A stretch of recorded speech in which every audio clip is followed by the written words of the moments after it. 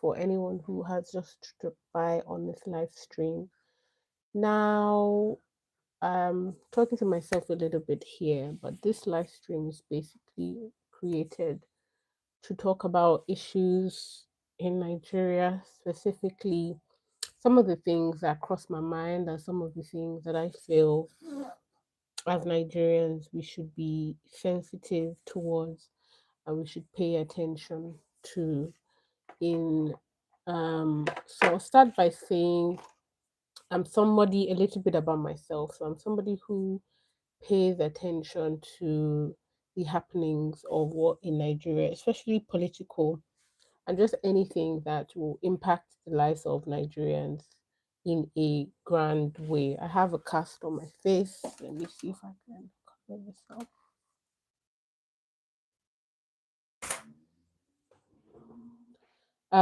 Okay, much better, I think. And yeah, so I'm somebody who really and truly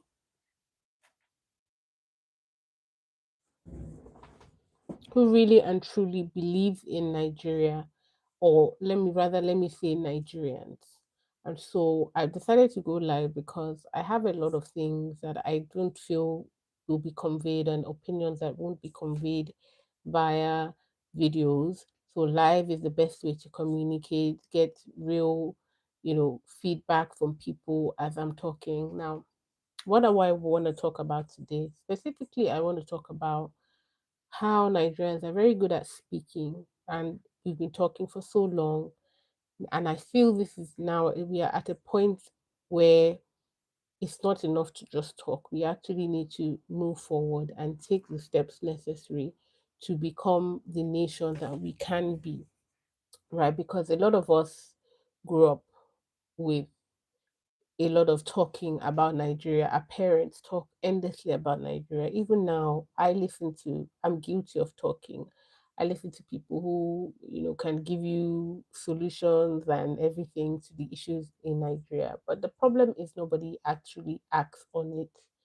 And when the government finally decides to do something, the impact is not felt. So I have really been praying to God and saying, if how do I use my voice? How do I use my, being alive in this time to make a positive impact in the lives of Nigerians? And one of the things I've decided to do is start an organization that works for Nigerians by Nigerians. So the point of this organization is to ensure that Nigerians are being heard and Nigerians are valued wherever they are in the world. Now, um, there's so many things that we could invest in moving forward. Like there's so when you think about the issue of insecurity in Nigeria, you think, oh, where do we get the funds? Um how do we even start and how do we make change? So if we were to come together now and contribute money, where will these monies go? That's the point of the organization that I'm working on creating. So the point of this organization for Nigerians by Nigerians would be to invest in critical infrastructure in Nigeria and to really make positive changes along with whatever the government is doing, along with what private individuals are doing. But the point of this organization is to get funding and contributions from Nigerians with the point of making changes, community development changes within our community. So that's why I call the name of the organization is Nigerians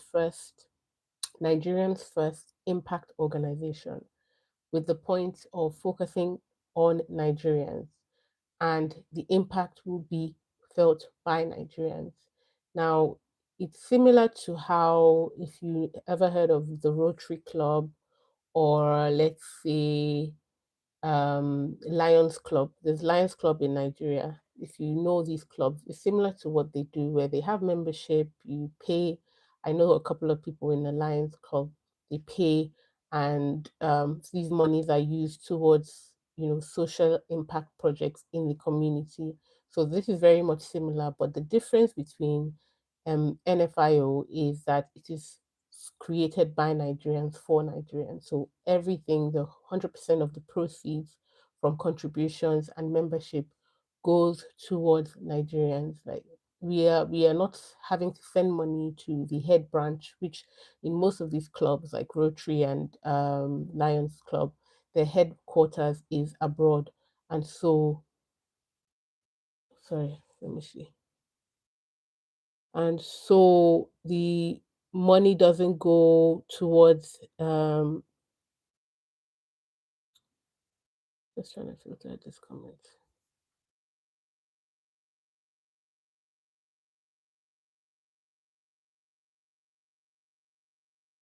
Yeah, the money doesn't go towards Nigerians, right? It goes towards most of it goes towards admin. So these organizations, they have good intentions, but they're not for Nigerians. And Nigeria is a very complex country. It is made up of wonderful, amazing people. And so we need organizations and we need groups that center Nigerians and really understand the dynamics of what it is to be in Nigeria along cultural lines, religious lines. There's so many things that divide us, but also that's what also makes Nigeria very unique and different. And so that's the point of an organization like this. So on my part, the benefit would be to just um come together as a group, contribute towards this, and then use this monies towards projects in Nigeria. So that's really the target of the NIO. I'm going to put the background of what I'm talking about as my green screen. So you kind of see what I've started to do. It's very new, literally just very recently. NFIO. I'm gonna try and move so you can sort of see. Very new, but basically the organization. Let me see. NFIO. Okay, there. So it's NFIO, which is the organization that I'm in the process of creating, which basically will go towards towards the benefit of Nigerians in Nigeria. So talking about that, I want to discuss current affairs when it comes to the talk now about the insecurity in Nigeria. I made a video a while back before even the kidnappings in the school. I think this was when when the situation happened in Benue.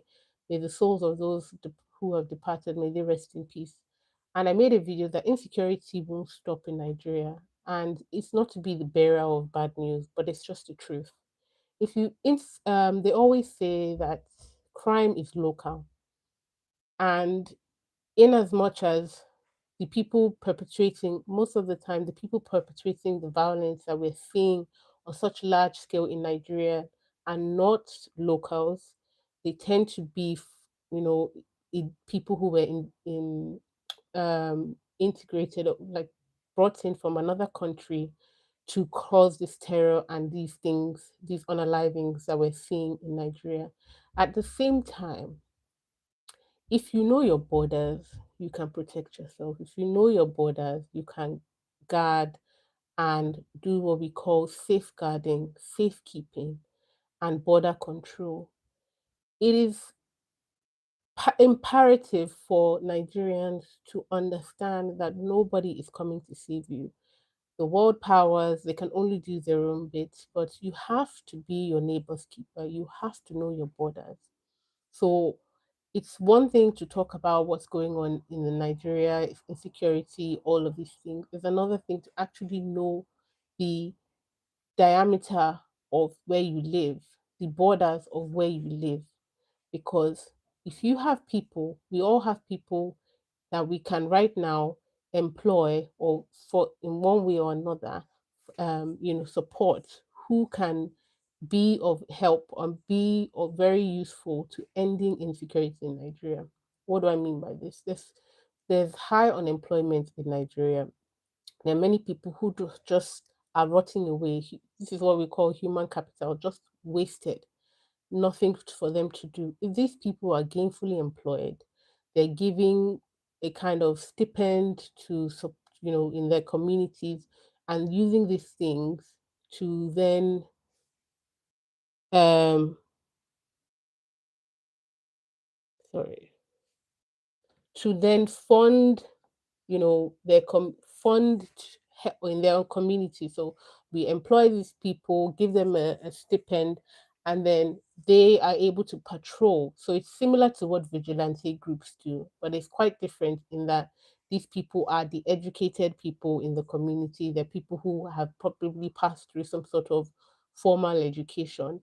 So they understand authority, they understand what it takes to converse their environment, so they can work hand in hand with vigilante groups.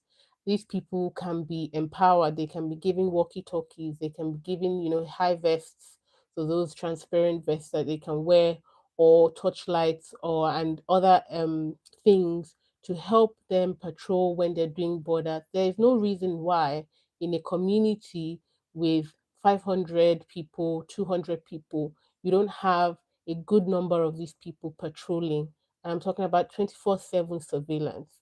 We as a community have to do the work. Honestly, it's good and well to expect the government to do this because, yes, the primary responsibility of security in a state is that it belongs to the government, but we all have an obligation to each other to secure ourselves, to secure our borders, and to secure our environment. You cannot leave security down to just the police or the army or vigilante groups. If you're in the southwest or Amatekun, you cannot leave security to these people alone. You and I have that in us to secure and patrol. We have that thing as human beings to be wary, to be cautious, to look around.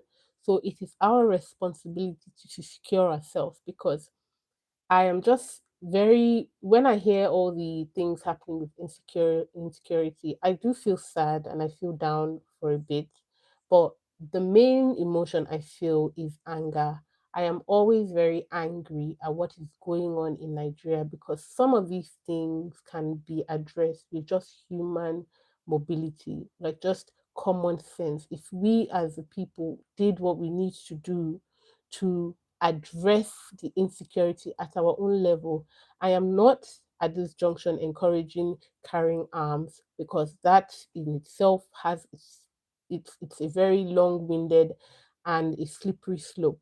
But what I am saying is that as Nigerians, we need to come together and work on holistic solutions to insecurity in Nigeria. And we have to understand that every community is different. Some communities, what they need is more vigilantes, more firearms and things for the existing vigilante groups, for the existing olodes as they call them in southwest. Some other communities, they're starting with the bare bones, they don't have anything. They need fences, they need electricity, they need street lights. That is goes it's different from community to community. So it's not a one size fits all, it's not one solution for every single community. Every community will differ in what security solutions we deploy. So here I'm open to suggestions, I'm open to comments.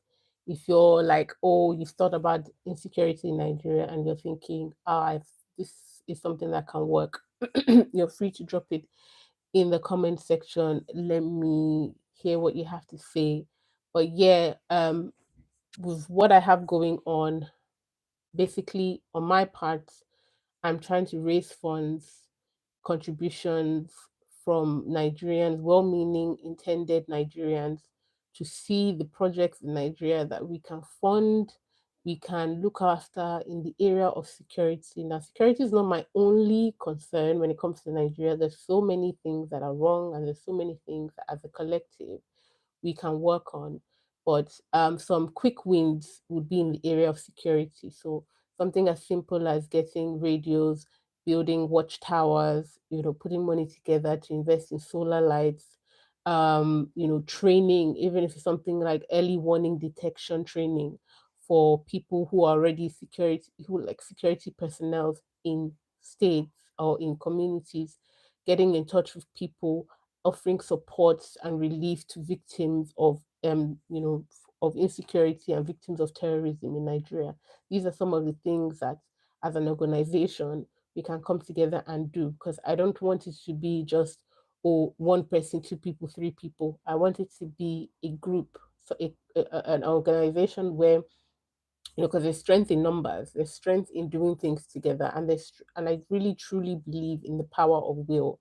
By coming together, we are sending a strong message that we are not going to sit passively, we're not going to be idle as Nigerians are being slaughtered and used for political gain and for political maneuvers. Nigerians are human beings. They deserve all the nice things and good things in life. They don't deserve to die and be slaughtered like chickens simply because somebody wants to become, the number one person in Nigeria, or somebody wants to be politically relevant. And so they sacrifice children, the future of Nigeria, to their own political ambition. That stops now.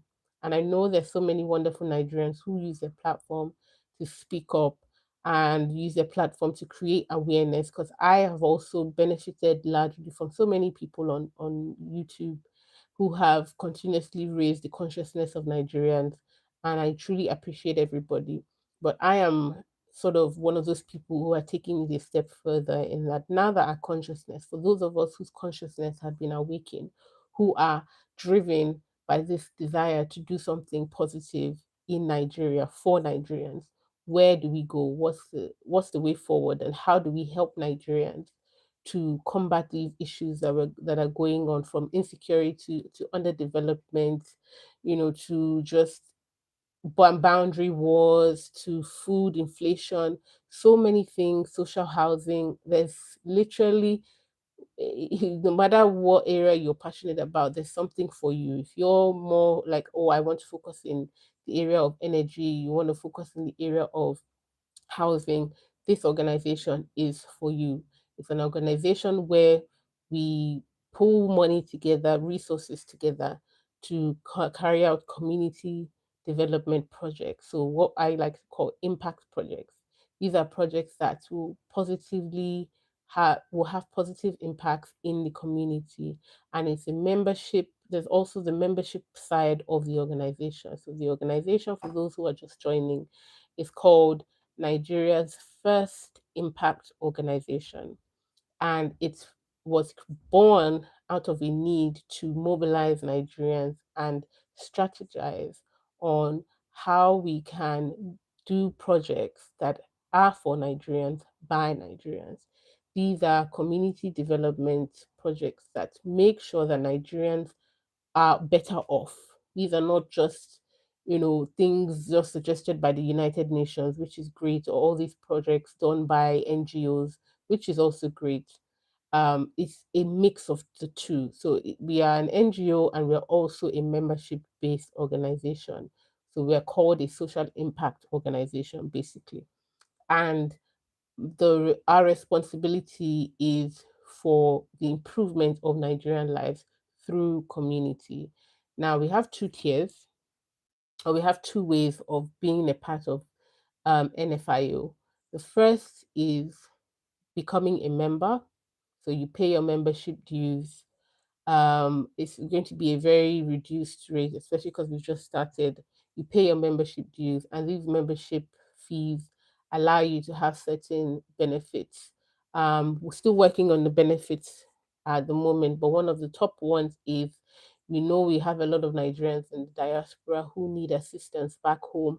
Sometimes, looking after a relative, checking on your property, your farmland, looking after your farmland, or you just need repair, you need a job done. Through the NFIO, you can get in. We have contacts with people in Nigeria who can help you find workmen, who can help you find reliable people that can do jobs for you. You're looking for staff members, or you're going to be in Nigeria for a while and you need accommodation, or you're just looking for, to employ the services of someone. We By paying your membership fees, we give you that access to these people. So we help facilitate that arrangement where you can have um, people sort of work with you. And so that's like something that you can get as a member. There's so many other membership benefits that will come, and that's on that. Then the second part, or how you can be involved in the organization, is by making contributions. Now, these contributions go towards social impact projects that we have in Nigeria. So this is in the area, it could be from anywhere from security to housing to human development, to health, to community-based projects. So think of things like borehole, street lights, and just anything in that line. So any monies that are contributed by anybody into the organization, we are strategic about the projects that we can do. We have an internal index which we use to assess all projects before we carry them out. And these indexes help us decide what projects to do within the year. So depending on how much is raised, depending on so some of the indexes are, impact, how many people will this project benefit, um, how much will it cost? Is it something that it's a one-time thing? So it's like what we call a quick win, where you do you with the money, with the people, one time you're able to deploy the solution, and it has very little impact input from us as an organization afterwards, and the community benefit greatly. So these are some of the indexes that we use to decide if a project is worth pursuing. But as usual with donations, with non-profits like ours, the more you contribute, the more we see, the more projects we can do. And so we have our goals and things that we want to do for Nigerians. But at the end of the day, everything we're doing is so that the Nigerian life is valuable in Nigeria.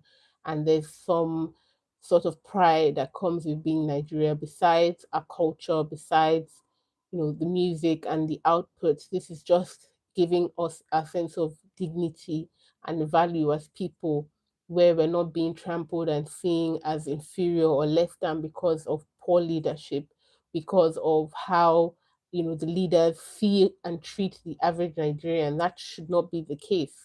Um, but yeah, thank you all for joining this live. For those of you who joined this live, it's my first one.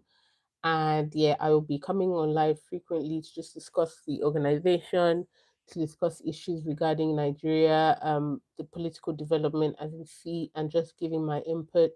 Hopefully, be able to dialogue with some of you in the comments, and later on, possibly including, a chance to call in. But we'll see how that goes. Thank you so much for your time, and all the best.